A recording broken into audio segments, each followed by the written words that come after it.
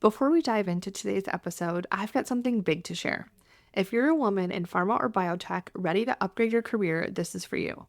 My exclusive group coaching program is open for enrollment from December 2nd to December 15th, Beyond the Ceiling Club. This program is your chance to pinpoint your ideal next role and build the skills you need to secure a new job or promotion. Spots are limited, so whether you're listening before enrollment opens or during, head to yourworthycareer.com/beyond or click the link in the show notes to get all of the details and be ready to apply as soon as you can. The workplace isn't fair, and focusing on how it should be is solving the wrong problem. You need to instead build the skills to advance and be happy in an unfair system. If you're a woman in industry, you know that there can be problems. If you're part of any group that isn't the majority, you know that there's bias, there's misogyny. You know that there can be political games, favorites, and it can all feel like an uphill battle.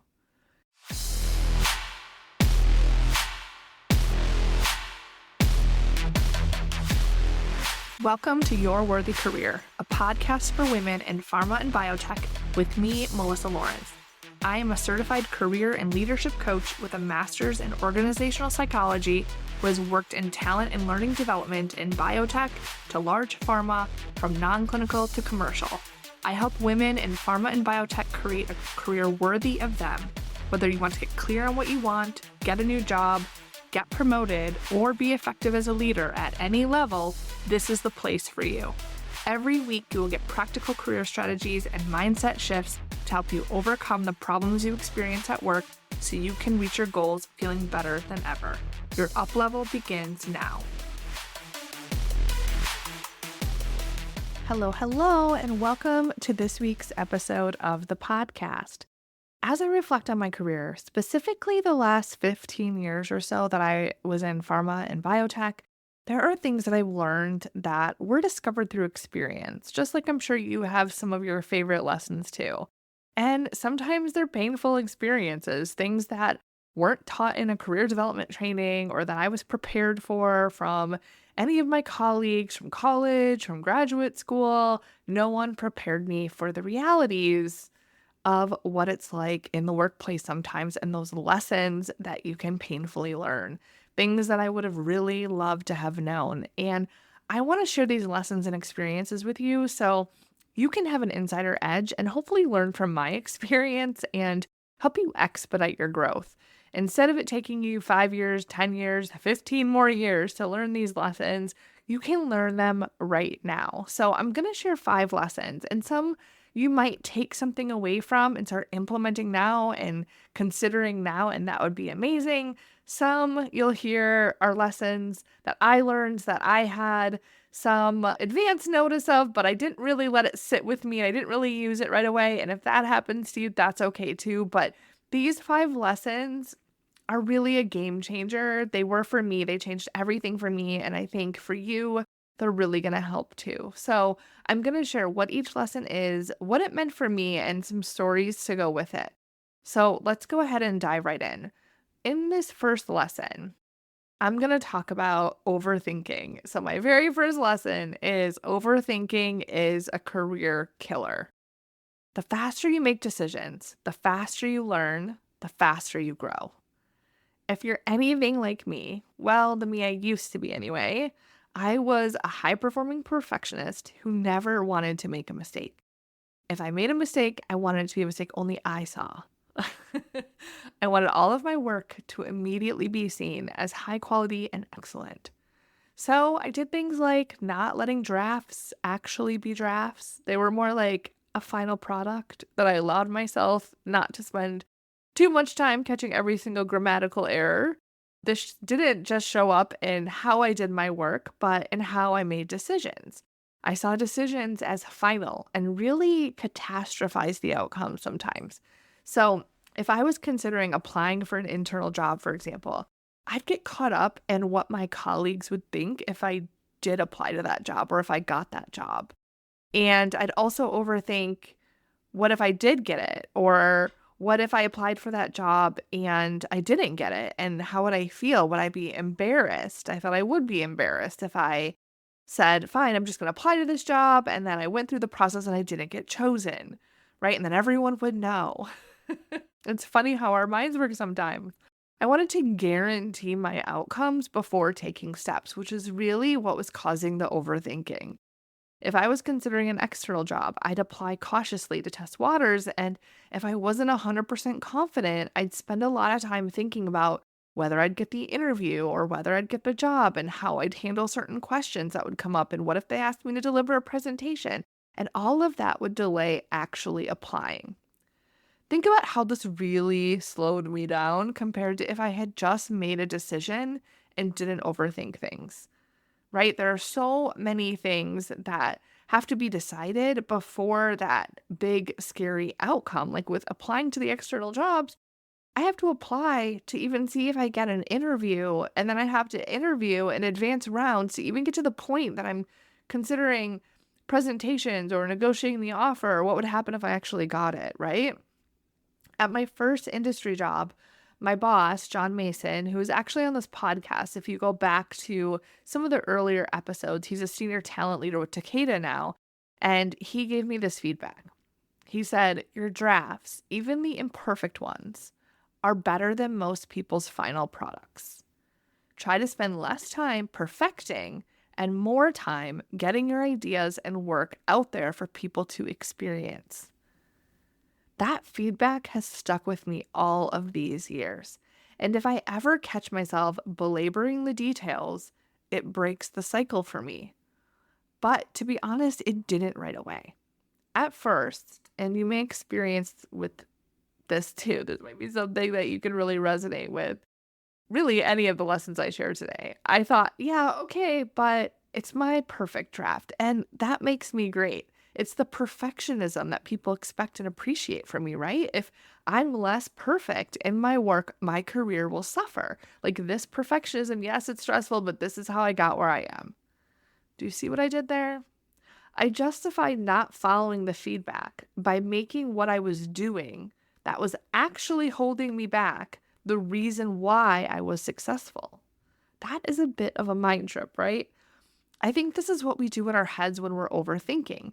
We think about things, we think about through scenarios, possible outcomes, what we would do then, what we want, if we want it, what people will think. And all this time thinking and analyzing keeps us right where we are.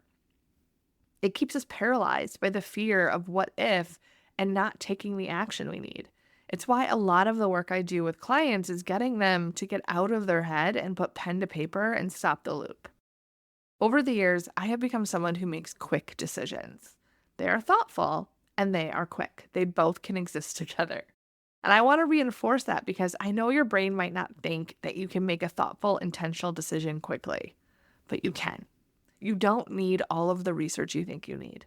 You don't need to wait and sleep on it and all of the things, right? You don't need 100 opinions. And guess what? You make a million little decisions every step of the way to the outcome, but everything starts with that very first one, that very first step, that very first decision.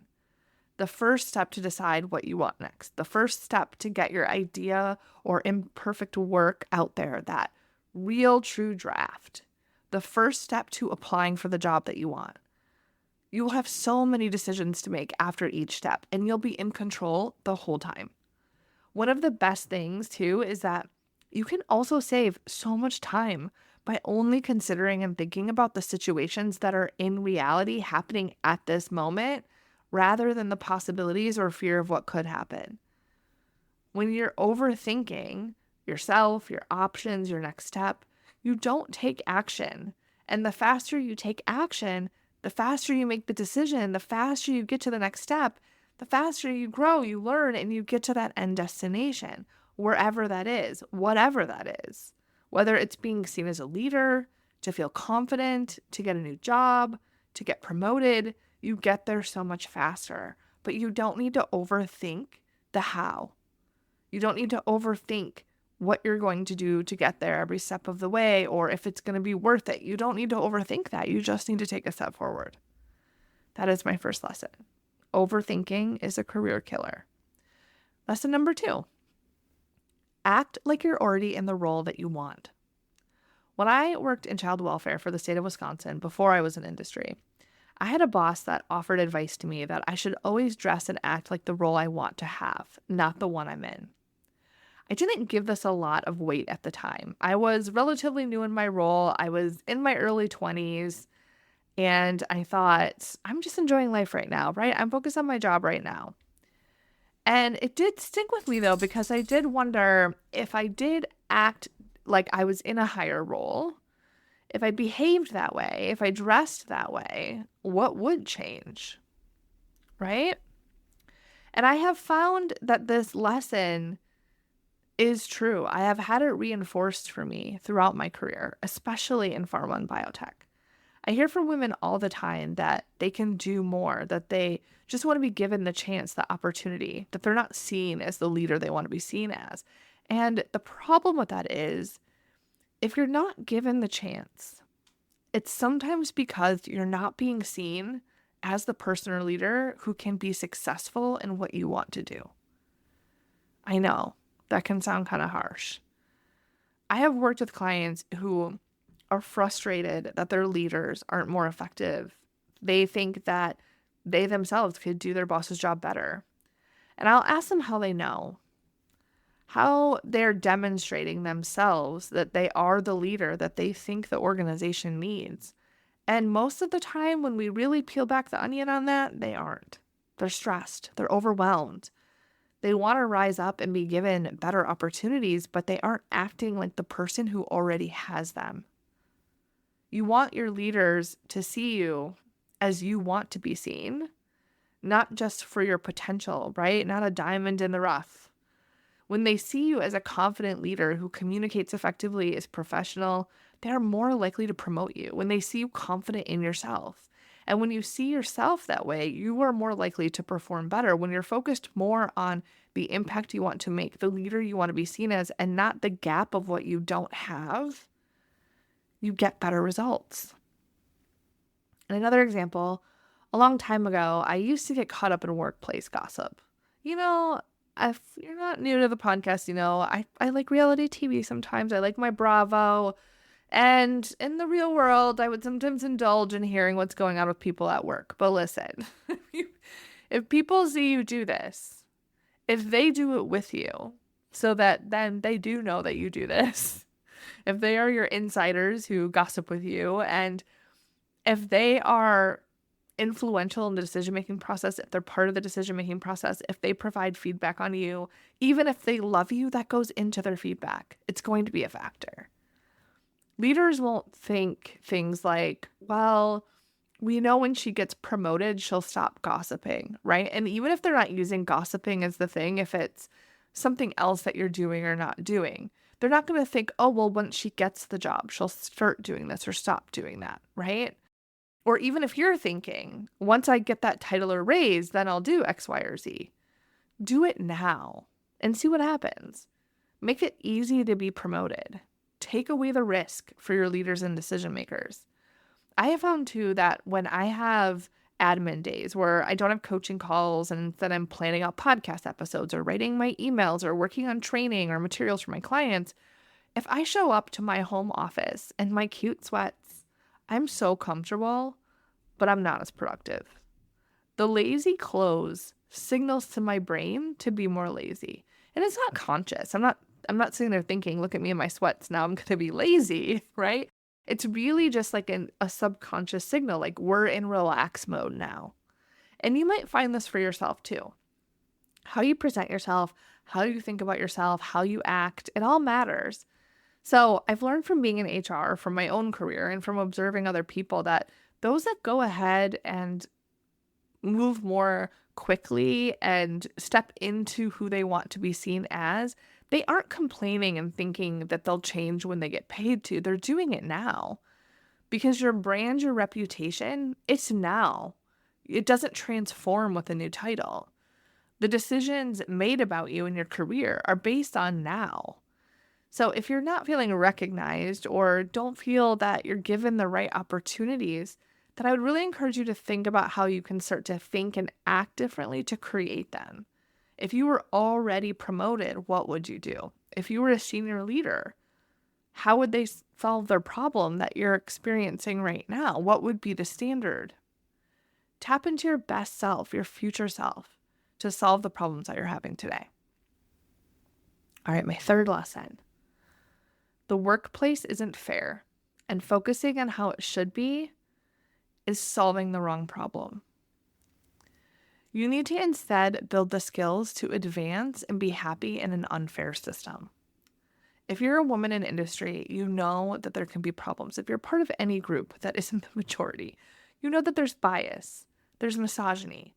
You know that there can be political games, favorites, and it can all feel like an uphill battle. You know that doing the right thing or working the hardest doesn't always get you the promotion or recognition you deserve. That's just true. Part of my job in industry was employee engagement and work experience, improving our culture and ways of working. And so I had to focus on some of the issues as well as experience them firsthand as a woman in the workplace in pharma and biotech. So I say this to give you context of where my perspective is really coming from, what's shaped it. I have seen men who are not as qualified, who have said racist remarks, talk about his trophy wife at work, make comments that were inappropriate about women, and still get promoted. I have seen men who were complained about get promoted to lead a group of women without even seeking external candidates. And while this is happening, you may be flooded with information about the positive progress that's been made in your company, and even told that these things don't happen, that you misunderstood, that it's misrepresented, right? It can feel a little bit like you're being gaslighted, and that it's a problem for you to have the thoughts that you do or to experience work differently based on who you are. When you see your boss or leaders hire their friends and not seriously consider other qualified candidates, you're told they were just the best for the job. And listen, I'm not trying to be all doom and gloom here. I just want to acknowledge that the workplace and society, they are not fair. It's not always the best, most qualified person wins.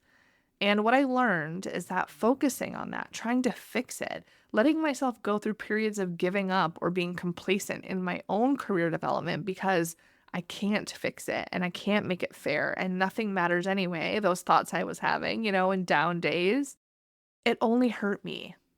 Letting the unfair nature of work make me not care or bother to speak up for fear my idea would be stolen is only silencing myself. Even when it happened again and it truly felt unsafe and I was very upset about the number of ideas that were stolen or repeated by men and then suddenly were great, right? It's frustrating. And allowing those situations to keep me invisible and small, let them continue to trample to the top on the backs of women like us. So instead, I want you to please, instead of letting it get you down and making you small, build the skills to advance and be successful in an unfair workplace. Instead of resisting that it's unfair, being upset it's unfair, and staying stuck that it's unfair, build the skills to beat them at their own game. Live in the world of and. It can be unfair, and you can build the skills to be successful with an unfair advantage. Work smarter, not harder. When you build the skills to succeed in an unfair environment, you can be successful anywhere, and that is empowering. I wish I would have spent less time being frustrated and worked up about how things were and more time problem solving, but we're human, right? The goal isn't to shut off the frustration or to shut off the fact that we're upset. It's to not let us stop us. If you resonate with this, then think about what you need to do to protect yourself and build the skills so that you can rise up and avoid letting anyone dim your light. My fourth lesson: your manager isn't the most important decision maker for your career. A pivot point in my career happened when I started looking globally at my stakeholder relationships and stopped focusing just on my day-to-day and my boss and team. Your relationship with your boss is very important, but it's a mistake to think it's the one and only relationship that is going to get you promoted or control your career future. This speaks to my philosophy and thought leadership in your brand, but the more people that know who you are, what you do, and your impact, the better. I have found that to be true in my overall network, but also at my job. Your boss can be your biggest advocate and ally, but the industry is competitive and budgets are often constrained. So when they go to ask for your promotion because you're exceeding expectations and a high performer on the team, what other senior leaders are going to agree with them? Literally, look at who would be in the room, who is going to know who you are and agree with that. If it's only your boss, that is where promotions can go to die. That is where you can get thinking about maybe next year it's not promotion time or other excuses. You're going to get other reasons why the promotion can't happen even though you're the high performer on the team. It's not that you aren't good enough or performing high enough. It's that you need the other key decision makers to know who you are and the impact you make. So as many people around that table would agree that it's time for your promotion and that it's a business necessity.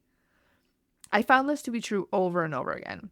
When I had a leadership role created for me with the government, it's because of the relationship I built with their other satellite sites and the impact I was making to help them deliver at a higher level. When I had my talent and development role created for me at AstraZeneca, it wasn't because of my boss or my boss's boss. It was because of the relationships I built with our global talent team. My boss and boss's boss agreed that I should be promoted. They agreed that my work was valuable, but it wasn't going anywhere. It was kind of this will happen sometime. Shortcut 4, there isn't a business need to pay me more or give me a higher title if I can do the work where I'm at. So I got creative. I found mentors outside of my site. I sought mentors that were different than me, that I didn't even necessarily agree with, in different business units, that were in the circles and meetings with my boss's boss and even her boss. What this did is it had people talking about me when I wasn't there to my senior leaders. One day my boss came back from a global HR meeting and said my mentor, who was the head of talent and development globally, approached her and shared the work I was doing and how impressed he was, and how there is such a need for the solutions I was providing within biologics. Then I had her peer do the same thing. Now, this took some humbling on my part. I already knew I deserved the role, and I already proved the impact with projects that positively impacted our site scorecard. But it wasn't until I built those relationships with people who were influencers of my leadership that I got to write my own job description and get promoted. Suddenly, there was a business need after all.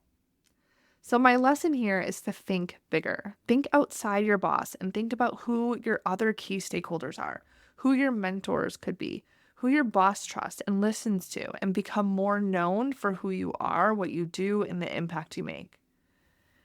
Now, another part of this lesson that I want to mention is that your boss isn't the only decision maker in your advancement, but they are a critical ally. It doesn't do you any good to have beef with your boss, to focus on how you could do their job better than them or how they aren't good in their job, even if those things are true. I have had some great bosses and I've had some terrible ones, but learning to use the terrible ones to my advantage only helped me. When I resisted on principle and didn't help them succeed, it only hurt me. So to sum up this lesson, don't put all your eggs in one basket. Whether your boss is good or bad, don't rely on just them to advance your career and don't count them out. Don't rely on just one person. Get as many people to work to your advantage as you can, because in an industry like Pharma or Biotech, it's so well connected, and most roles are filled through referrals and relationships. The more people who know who you are, what you do, and your impact, the farther you will go. It is time for you to be more seen. And just like that, we're on to our 5th lesson. Taking ownership of your career results, in both good and the bad, is the fastest way to be in control of your advancement and transform your relationship with yourself and with work. It's a big lesson. This is our final lesson, and it's a humbling one that I had to learn. When I started taking responsibility for all of my results in my career, the accomplishments, the achievements, and the setbacks, things changed for me. It can be a protective instinct, a comforting coping mechanism to blame others for why we don't have what we want. And to be honest, if someone had said to me, you blame others for why you don't have what you want, I would have disagreed because I didn't see myself as doing that. I saw the obstacles, the people, the challenges as really other circumstances, other people, not something I could control, and that were true and factual, and it wasn't about blame. Sometimes it is other people's fault. Sometimes situations do hold you back and they are real. But what I learned is when I blame other people, when I blame other situations, it takes all of the power and control away from me and I don't get the results I want. And when I take responsibility for everything, I feel more empowered. I have a choice. I have decisions I can make. I feel in control. Here are some examples. When I didn't know what I wanted in my career, I spent time thinking dream jobs don't exist and to just be happy with what I have. When I took accountability and said, I don't know what I want because I haven't figured it out. Not that the option doesn't exist, not that my boss didn't tell me, not that this career job, this company just doesn't have career paths. When I made the outcome that I don't know what I want because I haven't figured it out, I was able to discover how to figure it out. When I had a stakeholder who was so difficult to work with, that person that you just dreaded going to meetings with and believed that she just was a terrible colleague, I went through the motions and the relationship didn't improve. I did what I had to do. I delivered, right? But I was just struggling to get through it. And I was happy to go home after work and give all the reasons on how she made my life miserable that day. And when I took accountability for the relationship and I decided that even if I didn't think I was the problem, I was going to challenge myself to build the skills to work with anyone. I took training on difficult conversations. I built my skills through practice and I repaired the relationship. And then this person ended up reaching out to me for support when I started my business. The relationship transformed. And that wouldn't have happened had I not built that skill or taken responsibility for the relationship, even when I didn't believe I was doing anything wrong. When I thought my dream job was too out of reach, when I did figure it out, and then I was like, it's too risky. I can't start a business. I took clients at night and I started dreading my day job. I started feeling stuck. When I took responsibility for my choices, and I decided that if I was going to make this move, I had to figure out how I could make it work if I wanted to make it work. Then I got resourceful. I hired a coach. I started cleaning up kind of what was holding me back. I started taking actions and getting accountability that I needed so that I could have what I wanted. Whether it was a promotion, a colleague that was a struggle, a job change, or even just day-to-day interactions with people, taking responsibility for the outcomes created a huge shift in me. It allowed me to stop blaming people, giving up, being stuck, and instead problem solving, feeling in control, feeling empowered of my results. Then I could focus on what are my options. When I moved into this mindset, I stopped feeling sorry for myself in those times that felt hard or impossible. And I would switch quickly into problem solving. I started to build more confidence by taking action through courage and not waiting to have experience or to feel more comfortable or to have things be more done or whatever, just to get started and just to try. And then everything became a problem to solve. It was no longer an issue of if I could have something, it was how to get it. It was no longer, it is what it is, and instead it is what I make it. If you believe that you are capable of achieving anything, that you are one skill, one step away from having what you want, then you're empowered to create what you want. My advice to you would be to learn from this lesson and the others, to really take a piece away with you today so you can create the results that you want for yourself, so you can expedite where you're going. You have more power and control over your results than you think. All you have to do is decide to make a change, and you will. All right, that is all for this episode. I hope you enjoyed it. I hope you learned something. I would love to hear from you. Reach out to me on LinkedIn. Let me know what you resonated with or what you're taking away from this episode. I'll talk to you soon.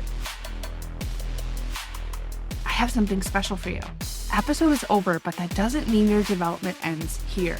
If you enjoyed the podcast episode today, head to my website at yourworthycareer.com and check out additional free resources you can get access to right now.